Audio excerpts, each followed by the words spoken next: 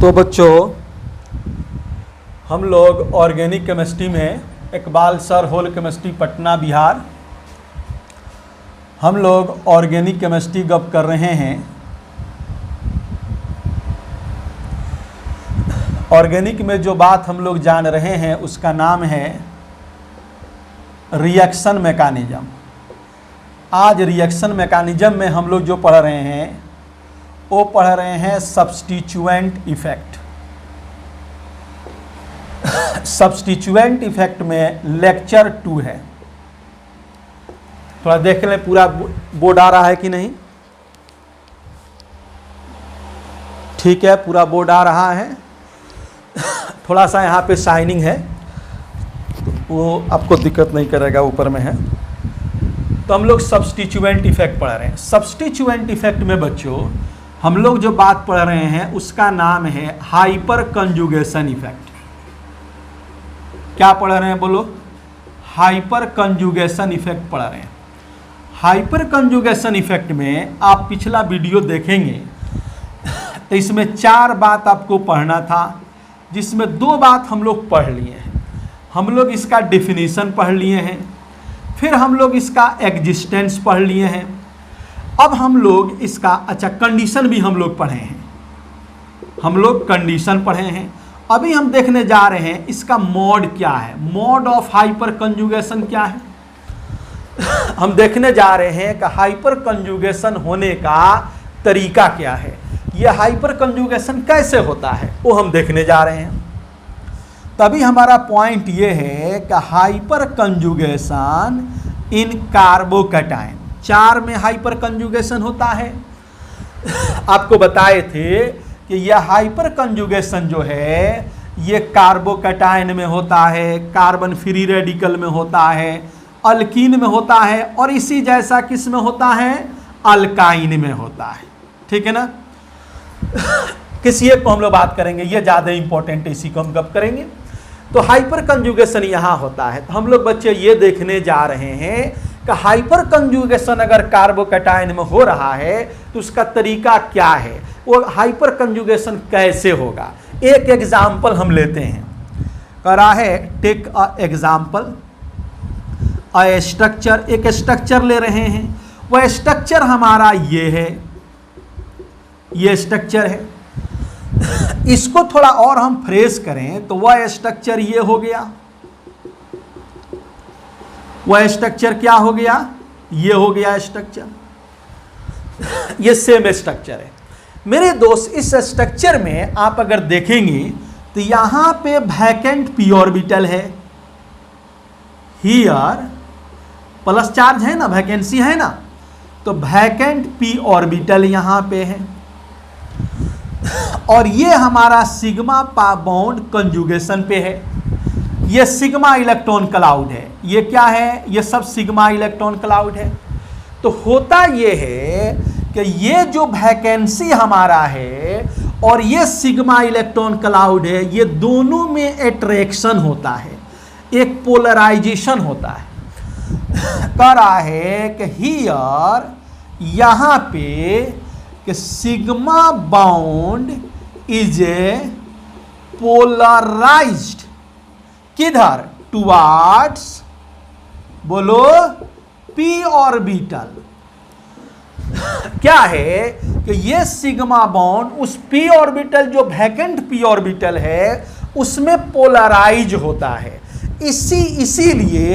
इसीलिए कह रहा है ड्यू टू दिस, इसी कारण से इस हाइपर कंजुगेशन को सिग्मा पी ऑर्बिटल पोलराइजेशन कहते हैं।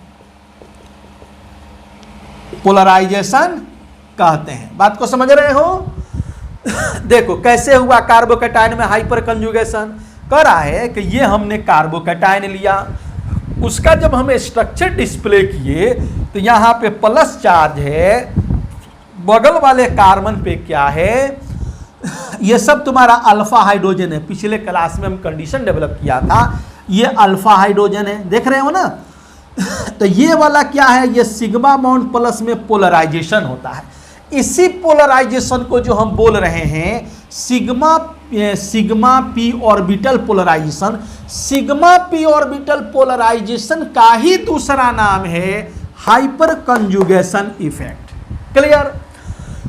अब देखो, एक्चुअल में ये जो स्ट्रक्चर है वह ऐसा दिखता है, कह रहा है एक्चुअली कंप्लीट स्ट्रक्चर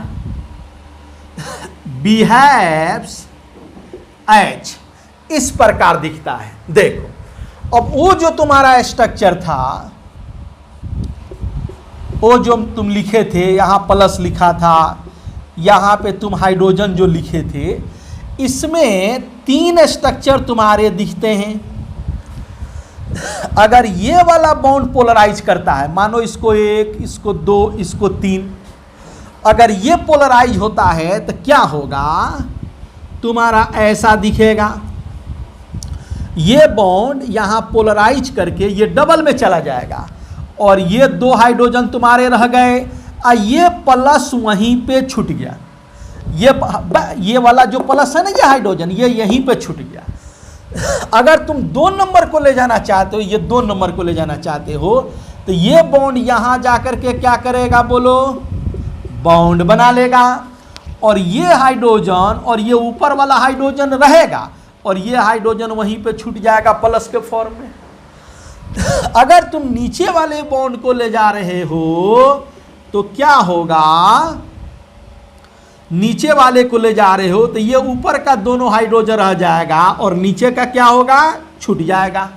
अब देखो, इसमें 1 नंबर हाइड्रोजन वहां छूट गया और ये 2 नंबर और 3 नंबर हाइड्रोजन रहा। इसमें 1 नंबर 3 नंबर छूट गया, 2 number hydrogen, 1 number 3 number hydrogen रहा, 2 नंबर छूट गया। यहां देखो, 1 नंबर 2 नंबर हाइड्रोजन रहा, 3 नंबर छूट गया। अब देखो, चूंकि यहां पे हाइड्रोजन है, यहां पे हाइड्रोजन है बट बॉन्ड नहीं है, इसीलिए इसको हम लोग क्या कहते हैं, चूंकि हाइड्रोजन, चूंकि हियर H पर एक plus is present but bound is absent, bound absent है, करा सो इट इज कॉल्ड, इसको हम लोग क्या कहते हैं, इसको कहते हैं no bond resonance structure, no bond resonance structure कहते हैं। थोड़ा बोर्ड देख ले बच्चों, पूरा फुल आ रहा है कि नहीं, चलो कंप्लीट आ रहा है, चलो देखो, थोड़ा सा ध्यान दो बोर्ड पे। तो ये तो प्रीवियस मैसेज है कि भाई ऑर्गेनिक केमिस्ट्री हम ले रहे हैं, उसमें रिएक्शन के मैकेनिज्म गप हुआ है और सब्स्टिट्यूएंट इफेक्ट, उसमें रिएक्शन मैकेनिज्म में हम सब्स्टिट्यूएंट इफेक्ट बात कर रहे हैं, उसमें लेक्चर 2 हमारा है, ठीक है ना।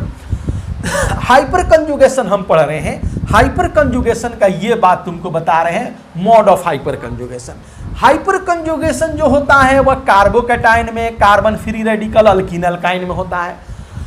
अभी जो बात हम कर रहे हैं बच्चे, वह कार्बोकैटायन में गप कर रहे हैं कि कार्बोकैटायन में हाइपर कंजुगेशन कैसे होता है, वो गप कर रहे हैं, ठीक है। हम एक स्ट्रक्चर ये लिया है, ये स्ट्रक्चर हमने लिया है, अब इसमें हम देखना चाहते हैं कि भाई हाइपर कंजुगेशन कैसे होगा, कैसे पोलराइजेशन होगा। देखो, अब ये कैटायन है तो यहाँ वैकेंट पी ऑर्बिटल आ गया, यहाँ पे तुम्हारा क्या है, ये सब सिग्मा बॉन्ड है, तो सिग्मा बॉन्ड का पोलराइजेशन ये कैटायन की तरफ होता है। हियर वैकेंट पी ऑर्बिटल यहाँ पे है। अब सर बात लिख रहे हैं कि हियर यहाँ पे sigma bond is polarise towards P orbital, ये सिग्मा बॉन्ड ये पी ऑर्बिटल की तरफ पोलराइज करता है, करा है ड्यू टू, देखो यहाँ पे लिखे हैं ड्यू टू दिस, इसी कारण से, यहाँ कर देते हैं ड्यू टू दिस, इसी कारण से सिग्मा पाई ऑर्बिटल पोलराइजेशन इसे कहते हैं। इसको क्या कहते हैं, ड्यू टू दिस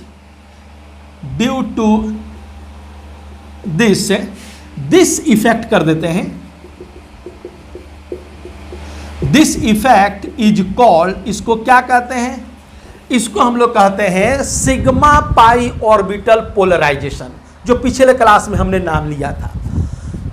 अब देखो, ये स्ट्रक्चर जो हमने यहां पे लिखा है, उसमें ये कैटायन के पास ये हाइड्रोजन भी जा सकता है, ये भी जा सकता है, ये भी जा सकता है, वन आफ्टर वन सब जाएगा। अब तुम्हारे दिमाग में ये आ रहा होगा कि सर ये बॉन्ड चला गया तो ये हाइड्रोजन कहाँ है? ये हाइड्रोजन उसी के इर्द गिर्द रहता है। ऐसा नहीं है इसको कोई उचक के लेके चला जाए, ये उसी के इर्द गिर्द रहता है। इसीलिए हम लोग कहते हैं स्ट्रक्चर तो है बट इसमें बॉन्ड नहीं है, या बॉन्ड है तो इतना कमजोर बॉन्ड है, इतना लिटिल उसमें एफिनिटी है कि हम लोग उसको नो बॉन्ड बोल सकते हैं। तो ये हमारा क्या हो गया? ये बॉन्ड है बट नो बॉन्ड है, तो इसीलिए इसको हाइपर कंजुगेशन को नो बॉन्ड रिजोनेंस भी कहते हैं। तो ये हम लोगों ने देखा कि भाई कार्बोकैटायन में हाइपर कंजुगेशन कैसे होता है। अब तुमको थोड़ा बहुत इसमें कंफ्यूजन रह गया होगा, हो सकता है चूंकि हम फेस टू फेस नहीं हैं कंफ्यूजन रह जाए, तो इसमें तुम समझ जाओगे, ठीक है ना। जो डाउट तेरे पास होगा वह इसमें समझ जाओगे। चलो हम बात आगे करते हैं, उतारो इसको। हो गया बच्चे? तो हम लोग देख रहे हैं, अब हम देखने जा रहे हैं कि हाइपर कंजुगेशन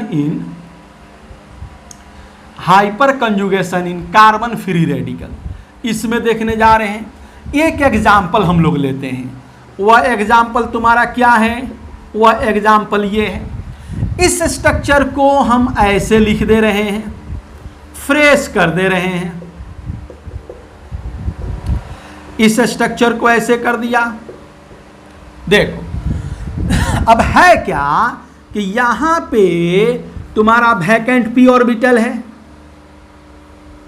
और ये क्या है? ये सब सिग्मा बॉन्ड है, समझ रहे हो? ये सिग्मा बॉन्ड है और ये है वैकेंट पी ऑर्बिटल, ये है वैकेंट पी ऑर्बिटल और ये लोग जो हैं ये हैं सिग्मा बॉन्ड।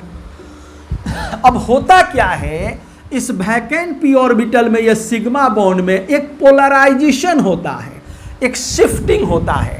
कह रहा है ये जो पोलराइजेशन होता है, this sigma bond P orbital polarisation is called, इसको हम क्या कहते हैं? इसको हाइपर कंजुगेशन इफेक्ट कहते हैं। सर ने क्या बात तुमको बताया? सर ने बात बताया कि भाई यहाँ पे हमारा वैकेंट पी ऑर्बिटल है और ये तुम्हारा सिग्मा बॉन्ड है। ये सिग्मा बॉन्ड ये वैकेंट पी ऑर्बिटल में एक शिफ्टिंग होता है, ये सिग्मा बॉन्ड का शिफ्टिंग होता है। ये sigma bond P orbital shifting जो तुम्हारा है, पोलराइजेशन जो है, उसी को हम लोग हाइपर कंजुगेशन इफेक्ट कहते हैं। अब आगे बढ़ो। अब ये एक्चुअली स्ट्रक्चर कैसे होते हैं, ये तीनों लोग कैसे पोलराइज करते हैं, थोड़ा वो बात हो। अब हम यहां बात कर ले मोड ऑफ पोलराइजेशन। इनके पोलराइजेशन का क्या तरीका है? देखो इस स्ट्रक्चर को हम लिख दे रहे हैं,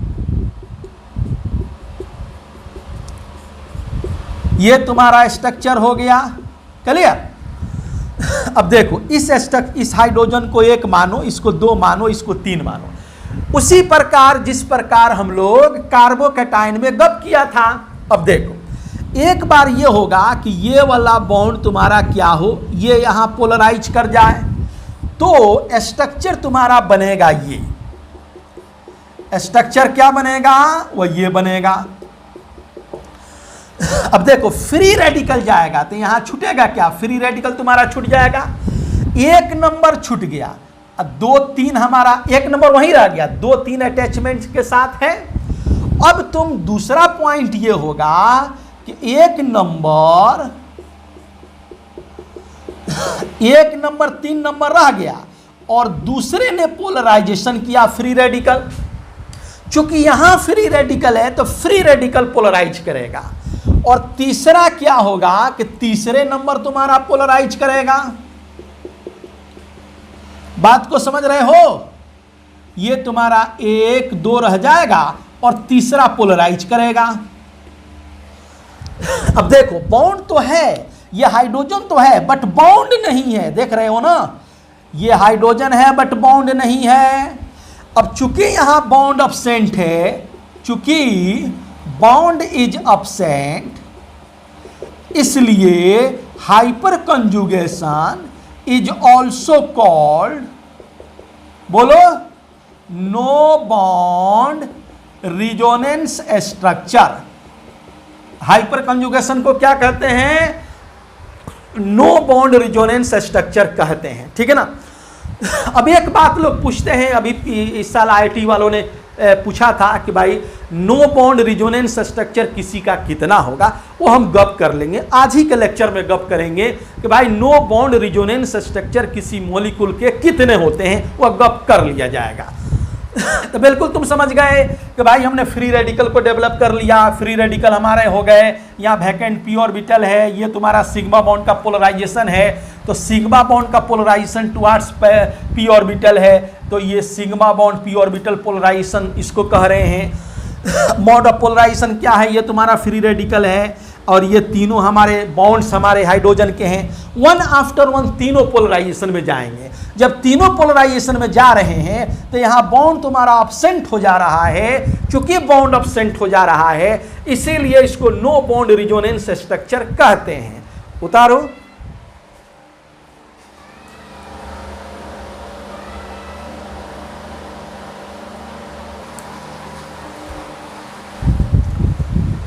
ठीक है बच्चे, अब हम बात करने जा रहे हैं कि हाइपर कंजुगेशन इन अल्कीन। अल्कीन में हाइपर कंजुगेशन कैसे होता है? ठीक है, देखो एक एग्जाम्पल तुम ले लो, ये हमने एग्जाम्पल ले लिया। तुम क्या करो, इसको हम ऐसे बना दे रहे हैं, फ्रेश स्ट्रक्चर ले रहे हैं। अब देखो इसमें कैसे पोलराइजेशन होगा। देखो यहां पे ऑर्बिटल हमारा है, ये सिग्मा बॉन्ड है, यहां सिग्मा बॉन्ड है, लेकिन यहां वैकेंसी नहीं है। अब तुमको थोड़ा अकल से देखना पड़ेगा। बहुत बच्चे कहेंगे वैकेंसी नहीं है, लेकिन यह वैकेंसी अगर तुम हाइब्रिडाइजेशन कंसेप्ट को देखोगे, ऑर्गेनिक केमिस्ट्री के हाइब्रिडाइजेशन कंसेप्ट को देखोगे, तो इसका हाइब्रिडाइजेशन होता है sp2। sp2 हाइब्रिडाइजेशन में ये p के एक्चुअल में 3 ऑर्बिटल होते हैं, एक px होता है, एक py होता है, एक pz होता है।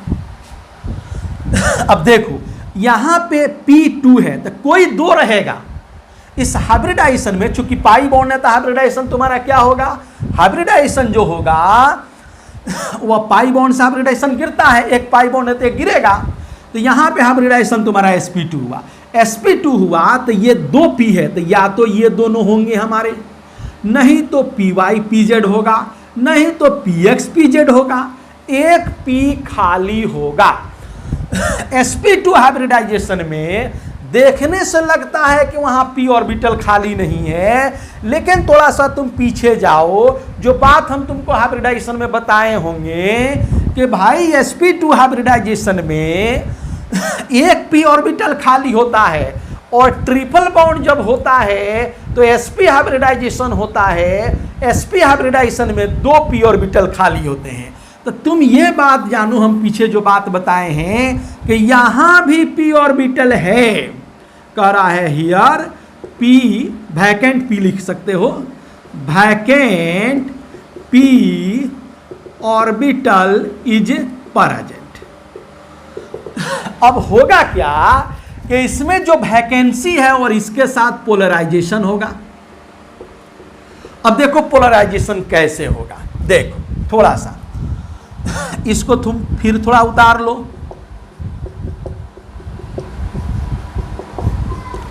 देखो इसको 1 मानो, 2 मानो, 3 मानो, 3 स्ट्रक्चर तुम्हारे डेवलप होंगे।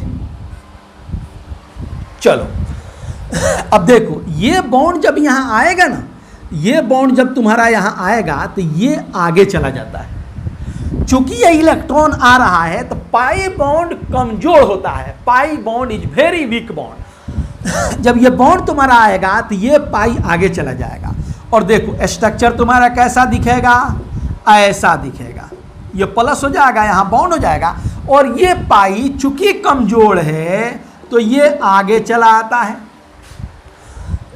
एक नंबर वहीं छूट गया, अब 2 3 हमारे अटैचमेंट के साथ हैं। अच्छा, अब मान लो एक नंबर गया, दूसरे का भी उतना ही हक है, सब लोगों का पार्टिसिपेशन क्या है, बराबर है, ये 2 जाएगा। फिर पाई वीक है तो पाई उसी तरह आगे चला जाएगा, चूंकि ये बॉन्ड आगे जाएगा तो पाई कमजोर है तो आगे चला जाएगा। अब देखो क्या हुआ, यहां पे 1 और 2 हाइड्रोजन रहे और 3 ने वहां से लूज कर दिया, हट गया, और क्या हो गया, ऐसा स्ट्रक्चर बन गया। देख रहे हो ना। अब चूंकि यहां पे बॉन्ड अब्सेंट है, चूंकि bond is absent, bond absent है, इसलिए इसको हम लोग क्या कहेंगे, इसको हम लोग कहेंगे नो बॉन्ड रिजोनेंस स्ट्रक्चर कहेंगे। समझ गया तुम।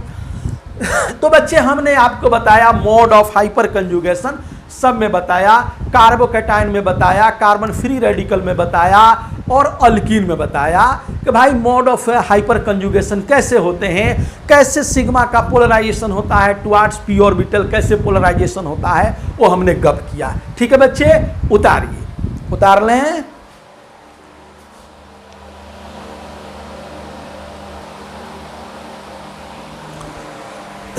ठीक है बच्चे, अब हम हाइपर कंजुगेशन पे कुछ क्वेश्चन देखने जा रहे हैं। जैसे देखो, क्वेश्चन हमारा ये है कि mention the number of no bond resonance structure in given molecules, या स्ट्रक्चर्स जो बोले, इन मॉलिक्यूल्स में, इस स्ट्रक्चर्स में number of no bond resonance बताना है कितने होंगे। ठीक है, 1 नंबर में स्ट्रक्चर है ये, बी नंबर में स्ट्रक्चर ये है,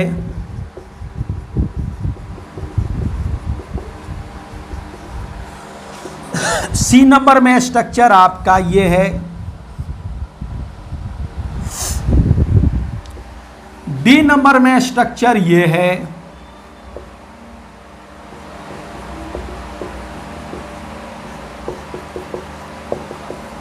डी, ई नंबर में स्ट्रक्चर ये है,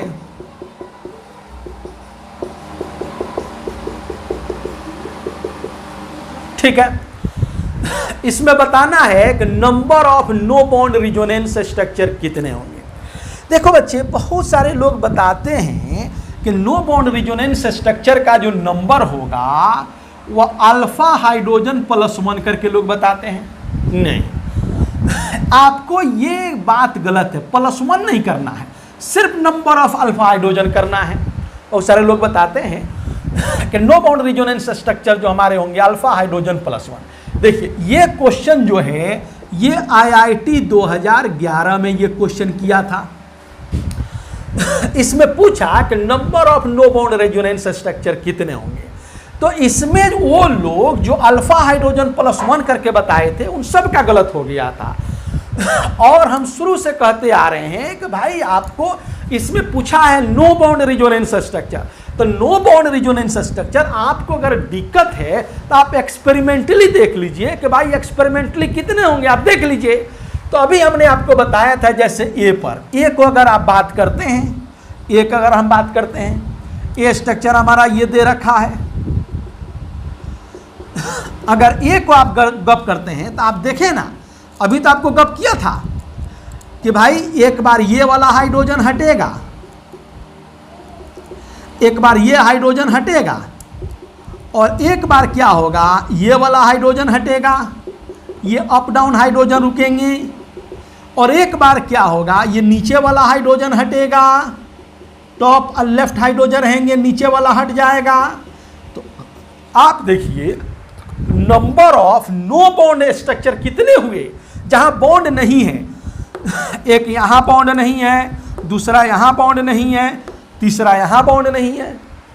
तो आपको बोलना है अल्फा हाइड्रोजन। जैसे इसमें आपसे पूछेगा number of no bond resonance structure कितने होंगे, तो अल्फा हाइड्रोजन यही ना है, यही तो आपका अल्फा हाइड्रोजन है 3, +1 नहीं करना है, ये बात नहीं करना है, सिर्फ आपको 3 करना है।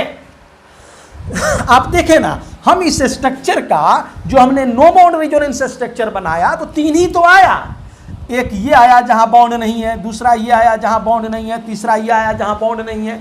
फिर हम इसको कैसे जोड़ दें, इसमें तो बॉन्ड है। हमसे पूछा नो बॉन्ड रिजोनेंस स्ट्रक्चर बताइए, तो नो बॉन्ड रिजोनेंस स्ट्रक्चर तो हमारे 3 ही हैं, ये तो है नहीं कि हम इसको बोल देंगे। तो याद रहे, इसको 1 नहीं बोलना है, number of no bond resonance structure बराबर क्या आपको बोलना है, बोलना है बराबर अल्फा हाइड्रोजन का नंबर। आपसे पूछेगा नो बॉन्ड रिजोनेंस स्ट्रक्चर का नंबर कितना होगा, तो आप बोलेंगे कि भाई जितना अल्फा हाइड्रोजन होगा। तो आइए देख लीजिए, ये में नो बॉन्ड रिजोनेंस स्ट्रक्चर कितने हुए, ये अल्फा हाइड्रोजन, ये कार्बोकेटाइन के बगल वाले कार्बन से जो हाइड्रोजन होगा अल्फा हाइड्रोजन, कितने हुए, 3 ही ना हुए। इसमें आपसे पूछे कि नो बॉन्ड रिजोनेंस स्ट्रक्चर कितने होंगे, क्या बताओगे, बोलो। ये तुम्हारा कैटायन हो गया, ये सब अल्फा हो गया, 3 यहाँ है, 2 यहाँ है, 5 हुआ ना भाई। यहाँ देखो, ये तुम्हारा क्या हुआ बोलो, फ्री रेडिकल हो गया, ये फ्री रेडिकल हुआ। अल्फा देखो, यहाँ पे 2 बॉन्ड बनाया था, 2 हाइड्रोजन रखोगे, पिछले लेक्चर में हमने गप किया था, कार्बन 4 बॉन्ड बनाता है, 2 बॉन्ड है तो 2 और हाइड्रोजन रख दोगे तो 4 हो जाएगा। यहाँ पे 2 बॉन्ड बनाया तो 2 और हाइड्रोजन रखोगे 4 होगा। यहाँ पे 1 बॉन्ड बनाया तो 3 हाइड्रोजन रखोगे तो 4 होगा। क्या होगा, 3 2 5 2 7 हुआ ना भाई। यहाँ पे नो बॉन्ड रिजोनेंस स्ट्रक्चर कितने हुए, 7 ही ना हुए। यहाँ आओ देखो, ये तुम्हारा कार्बोकेटाइन हो गया, यहाँ पे अल्फा हाइड्रोजन ये है और ये है, यहाँ 3 बॉन्ड बनाया तो 1 हाइड्रोजन होगा। यहाँ 3 हाइड्रोजन दिख रहा है, यहाँ 2 दिख रहा है, यहाँ हाइड्रोजन नहीं दिख रहा है। अकल से देखना है, अकल से ये देखना है कि कार्बन 4 बॉन्ड बनाता है। कार्बन कितना बॉन्ड बनाता है बोलो, 4 बॉन्ड बनाता है। तो यहाँ पे 1 बॉन्ड है तो 3 बॉन्ड है, तो 1 बॉन्ड और रखोगे तो 4 हो जाएगा। यानी यहाँ पे अल्फा हाइड्रोजन जो तुम्हारे हुए 3 + 2 + 1, 3 + 2 + 1 बराबर कितना हुआ, 6 हुआ। यही alpha hydrogen no bond resonance structure है। इसलिए number of no bond resonance structure कितने होंगे, 6 होंगे। जो अल्फा हाइड्रोजन वही हमारा नो बॉन्ड रिजोनेंस स्ट्रक्चर होता है। समझ रहे हो। इसमें बताओ, इसमें number of no bond resonance structure कितने होंगे बोलो। इसमें number of no bond resonance structure ये और ये अल्फा हाइड्रोजन, 1 + 3 बराबर कितना हुआ बोलो, 4 होगा। तो नट सेल का मैसेज ये है कि number of no bond resonance structure जो तुम्हारे होते हैं वो अल्फा हाइड्रोजन होते हैं। तुम्हें अल्फा हाइड्रोजन निकाल लेना है, जितना अल्फा हाइड्रोजन आएगा वही नो बॉन्ड रिजोनेंस स्ट्रक्चर होगा। समझ गया बात को। अब आओ,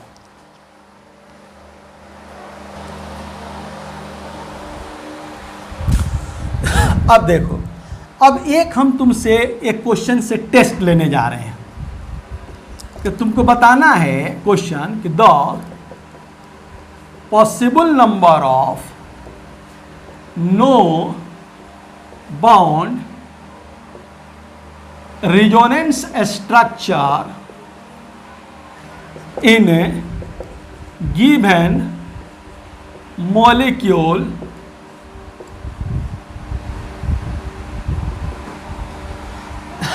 इज क्या होगा।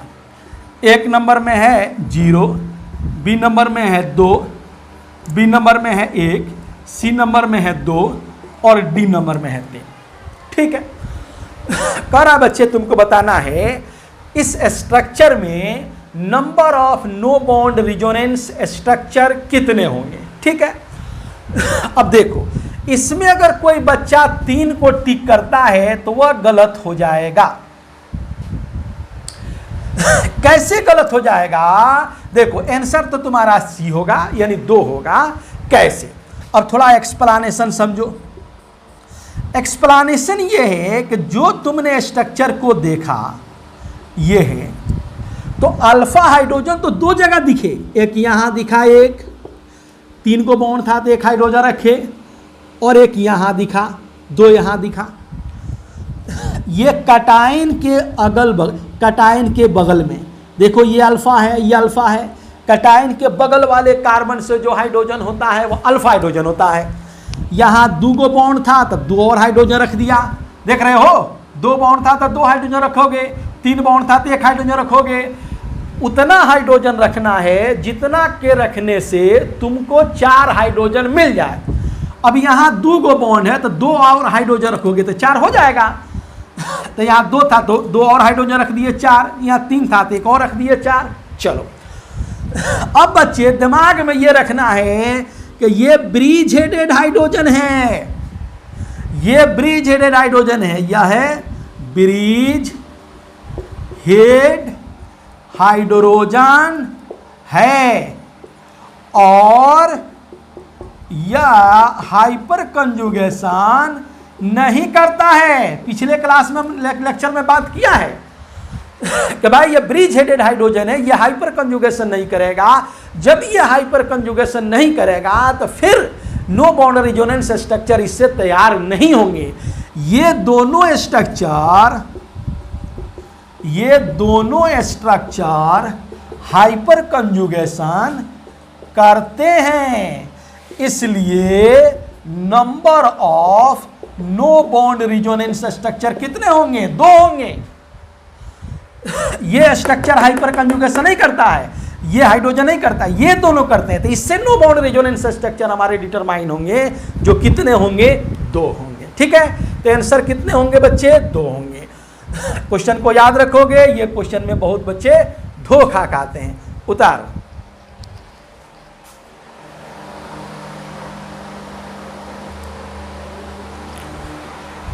हम देखो, अब हाइपर कंजुगेशन का जो लास्ट बात है वह इसका एप्लीकेशन है। Application of hyper conjugation. Hyper conjugation के क्या फायदे हैं, क्या इसका यूज है, क्या इसका इस्तेमाल है? ठीक है, चलो पहला फायदा इसका ये है, in terms of stability. In terms of stability, ये स्टेबिलिटी बताता है।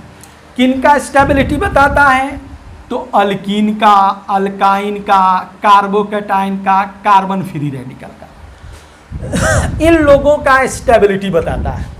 किसका स्टेबिलिटी कर रहा है? इन टर्म्स ऑफ स्टेबिलिटी कर रहा है hyper conjugation alkyne, alkyne, carbocation, carbon free radical का स्टेबिलिटी बताता है।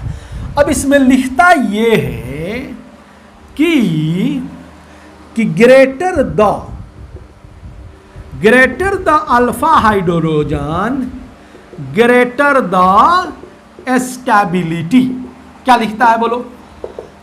लिखता है कि अल्फा हाइड्रोजन के बढ़ने से स्टेबिलिटी बढ़ता है। जितना अल्फा हाइड्रोजन तुम्हारा बढ़ेगा स्टेबिलिटी बढ़ेगा। ठीक है, अब देखो हम क्वेश्चन लेने जा रहे हैं। जैसे पहला क्वेश्चन ये देखो,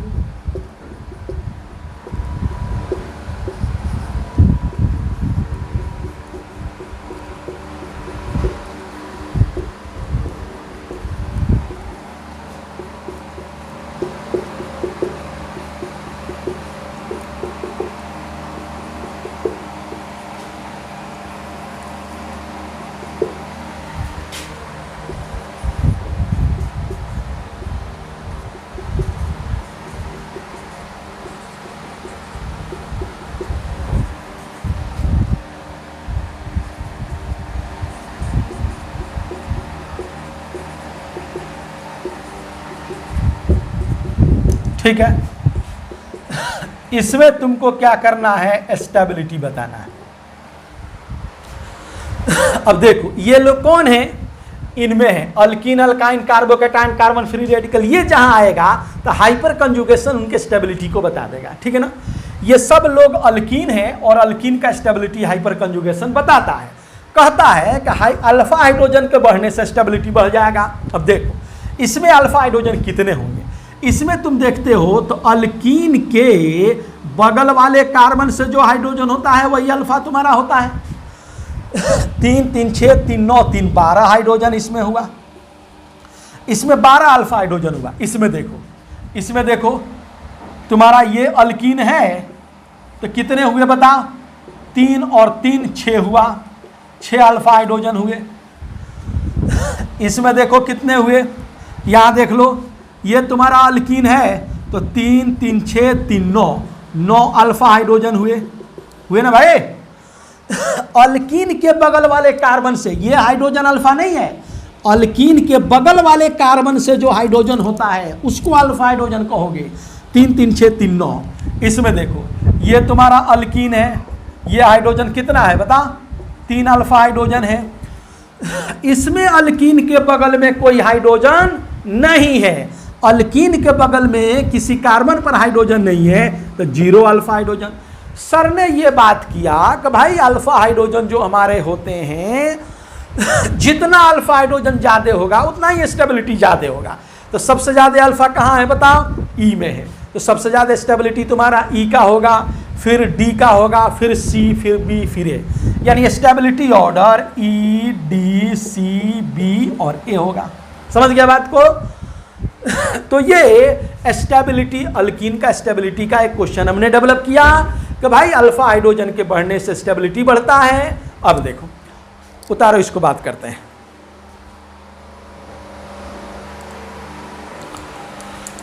अब देखो अगला क्वेश्चन नंबर 2 लो स्टेबिलिटी का।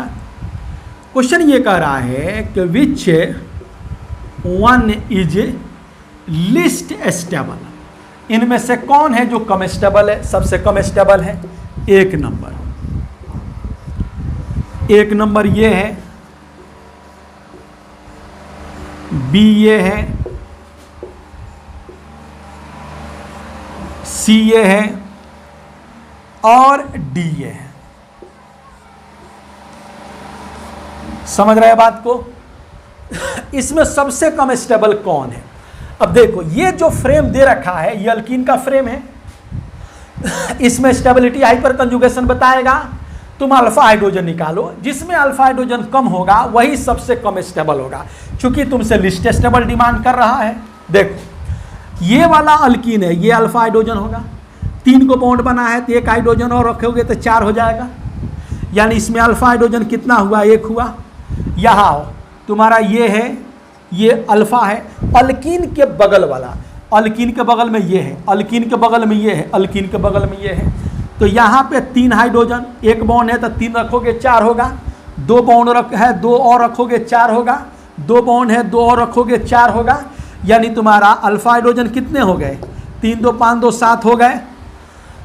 यहाँ देखो ये तुम्हारा अल्फा पोजीशन है, देख रहे हो, यहाँ पे कितना, 2 हाइड्रोजन रखोगे तो 4 हो जाएगा, 2 बॉन्ड 2 और रखोगे 4, 2 बॉन्ड 2 और रखोगे 4, 2 बॉन्ड 2 और रखोगे 4। अल्फा हाइड्रोजन तेरे कितने हुए, 2 2 4 2 6 हुए ना। यहाँ देखो, यहाँ ये दोनों अल्फा हुआ, अल्फा हाइड्रोजन कितने हुए, यहाँ 2 हाइड्रोजन रखोगे तो 4 हो जाएगा, 3 हाइड्रोजन रखो, 3 को बॉन्ड है, 1 हाइड्रोजन रखोगे 4 हो जाएगा, तो 2 1 3 अल्फा हाइड्रोजन यहाँ है। क्लियर। अब हमें बताना है कि लिस्ट स्टेबल कौन है। वही सबसे कम स्टेबल होगा जिसमें अल्फा हाइड्रोजन तुम्हारे कितने होंगे, बोलो, सबसे कम होंगे। तो सबसे कम अल्फा हाइड्रोजन पहला में है, तो सबसे कम स्टेबल कौन होगा, पहला होगा। उतारो।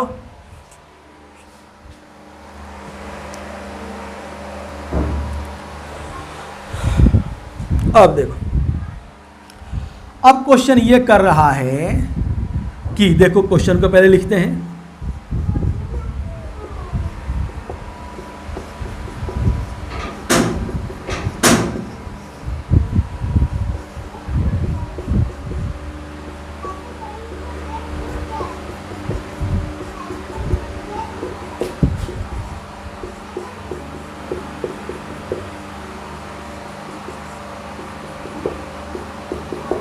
देखो ये दिया गया है, ठीक है।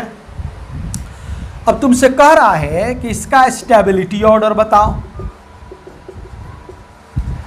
अब इसमें एक मसला तुमको खड़ा होगा। मसला ये खड़ा होगा कि भाई देखो, ये अल्कीन तो तीनों लोग अल्कीन है, अल्कीन है, अल्कीन का स्टेबिलिटी हाइपर कंजुगेशन बताता है, और अल्फा हाइड्रोजन के बढ़ने से स्टेबिलिटी बदलता है, बढ़ता है। अब इसमें तुम अल्फा हाइड्रोजन निकालो। जब इसमें अल्फा हाइड्रोजन तुम निकालोगे तो देखो यहां पे अल्फा कितना मिला, देख रहे हो? अल्फा हाइड्रोजन तुम्हारा मिला 3 + 3 6 मिला। इसमें अल्फा हाइड्रोजन कितना मिला बताओ? अल्कीन तुम्हारा ये है 3 + 3, इसमें भी 6 मिला। यहां अल्फा हाइड्रोजन कितना मिला बताओ? 3 + 3, यहां भी अल्फा हाइड्रोजन 6 मिला। तो ये तीनों में अल्फा हाइड्रोजन बराबर आ गए। अब देखो, अब पॉइंट ये कहता है, नोट ये कहता है कि अगर अल्फा हाइड्रोजन सेम हो जाए, कह रहा है इफ यदि अल्फा हाइड्रोजन सब में बराबर हो तो क्या करना है?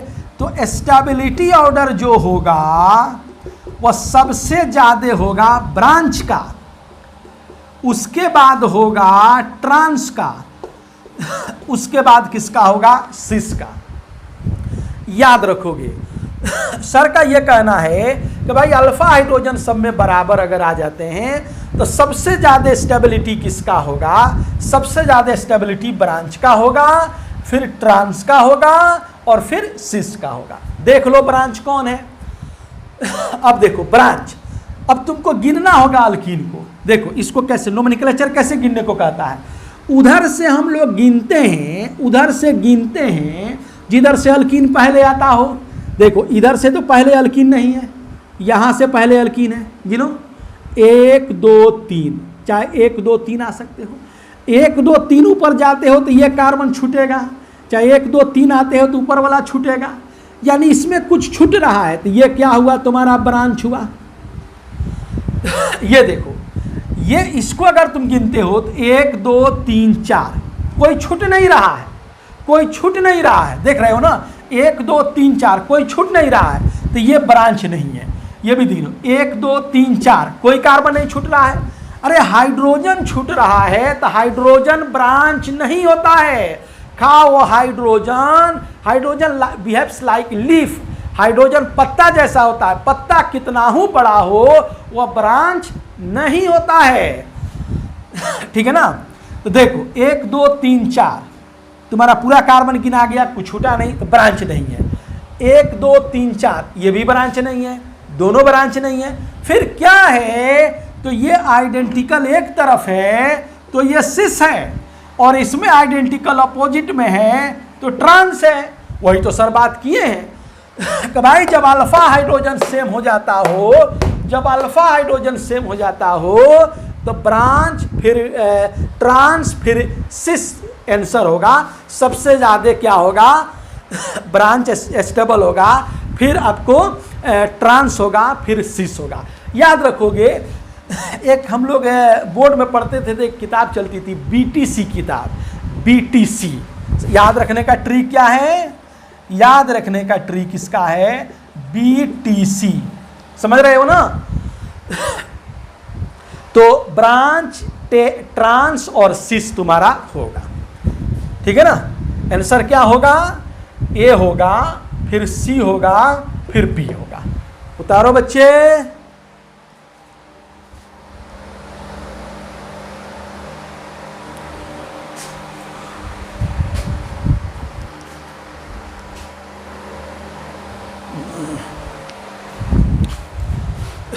अब देखो, अब थोड़ा बाकी में क्वेश्चन ले लो। जैसे एक ये दिया गया है, दूसरा ये दिया गया है, तीसरा ये है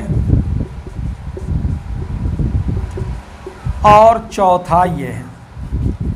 इनमें तुमसे पूछ रहा है स्टेबिलिटी ऑर्डर क्या होगा। इसमें पूछ रहा है स्टेबिलिटी क्या होगा। चलो अब तुम क्या करो, सबसे पहले अल्फा हाइड्रोजन निकालो। देखो ये कैटायन के बगल में कितना अल्फा है, देख रहे हो? इसमें कितना अल्फा है, 9 अल्फा हाइड्रोजन है। इसमें देखो 3 3 6 अल्फा हाइड्रोजन है। इसमें कितना अल्फा हाइड्रोजन है, 3 अल्फा हाइड्रोजन है। इसमें इस कटायन के बगल में कोई कार्बन नहीं है, तो अल्फा हाइड्रोजन नहीं है। स्टेबिलिटी तुम्हारा क्या होगा, DCBA होगा। सबसे ज़्यादा ये स्टेबल होगा, फिर ये, फिर ये, फिर वो। ठीक है। फ्री रेडिकल का भी क्वेश्चन ले लो, एक ये है। इन दोनों का स्टेबिलिटी का ऑर्डर सेकेंड पोर्शन में भी हम लोग पढ़ेंगे। थोड़ा वहाँ इलेबोरेट स्टेबिलिटी पढ़ना है। कुछ और इफेक्ट आते हैं जो इन स्टेबिलिटी ऑर्डर को प्रभावित करते हैं।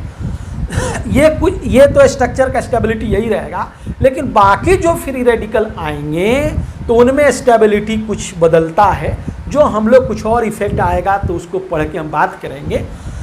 Second portion of reaction mechanism में इन दोनों का स्टेबिलिटी थोड़ा इलेबोरेट पढ़ना है। अभी हाइपर कंजुगेशन जितना कहता है उतना हम लोग जानेंगे। ठीक है। इनमें स्टेबिलिटी ऑर्डर क्या होगा, तो यहाँ तुम्हारा सेम वही हो गया। कितना हुआ बता दो, 9 यहाँ पे हुआ अल्फा हाइड्रोजन, 3 3 6 3 9। यहाँ पे कितना हुआ बताओ, 6 अल्फा हाइड्रोजन हुआ। यहाँ कितना हुआ, 3 अल्फा हाइड्रोजन हुआ। यहाँ कितना हुआ, 0 अल्फा हाइड्रोजन हुआ। तो सबसे ज़्यादा स्टेबल कौन होगा बोलो, DCBA। तो एक नंबर एप्लीकेशन हम लोग समझ गए कि हाइपर कंजुगेशन स्टेबिलिटी को जो बताता है वो हम लोग समझे कि भाई अल्फा हाइड्रोजन के बढ़ने से स्टेबिलिटी बढ़ता है। उतारो इसको।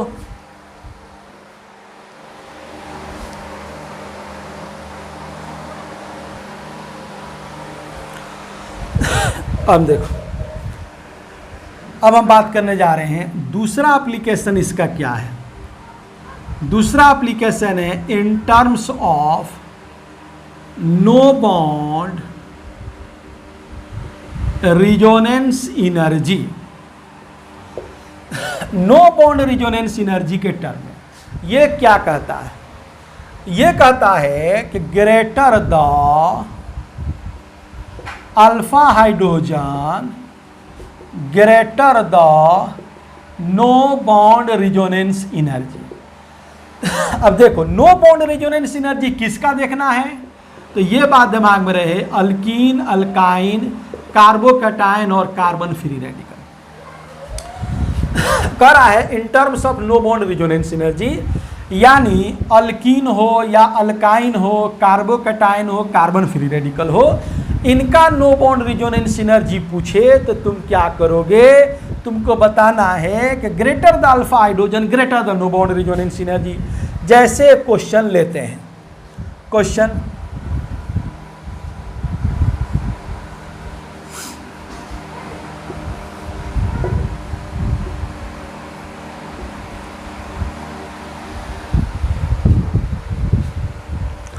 इसमें कह रहा है तुम ये बताओ कि नो बॉन्ड रिजोनेंस एनर्जी का ऑर्डर क्या जाएगा।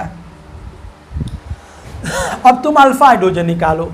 अल्फा हाइड्रोजन तुम्हारे कितने होंगे, देखो अल्कीन के बगल में ये है, 3 को बॉन्ड बना है, देख रहे हो ना, अल्कीन के बगल में ये वाला ये पोजीशन है, 3 को बॉन्ड बना है, तो 1 हाइड्रोजन तुम्हारा होगा अल्फा हाइड्रोजन। इसमें देखो, इसमें क्या है, अल्कीन के बगल में ये है और ये है और ये है, 1 बॉन्ड है तो 3 हाइड्रोजन दोगे तो 4 हो जाएगा। यहाँ 2 बॉन्ड है तो 2 और हाइड्रोजन रखोगे 4 हो जाएगा। यहाँ 2 बॉन्ड है तो 2 और हाइड्रोजन रखोगे 4 हो जाएगा। तो 3 2 5 2 7, यानी इसमें जो तुम्हारा अल्फा हाइड्रोजन आया वह कितना आ गया, इसमें अल्फा हाइड्रोजन 7 आया और इसमें अल्फा हाइड्रोजन कितना था, 1 था।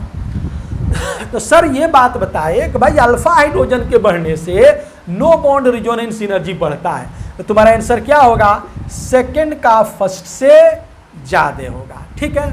एक और ले लो, मान लो कि ये दिया गया है,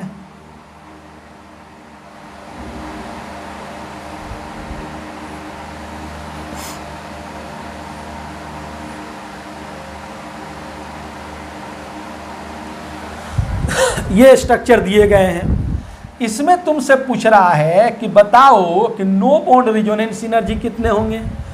तो देखो क्या होगा इसमें। देखो इसमें अल्फा हाइड्रोजन तुम्हारे कितने हैं, 2 यहाँ 2 यहाँ, देख रहे हो ना, 2 हाइड्रोजन यहाँ 2 हाइड्रोजन यहाँ।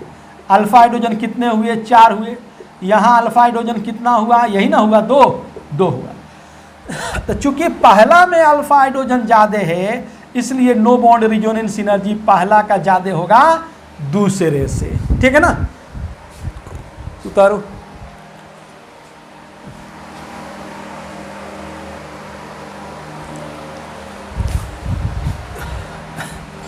अब देखो, अब अगला हम लोग पॉइंट ये जानने जा रहे हैं कि electron releasing ability of alkyl groups.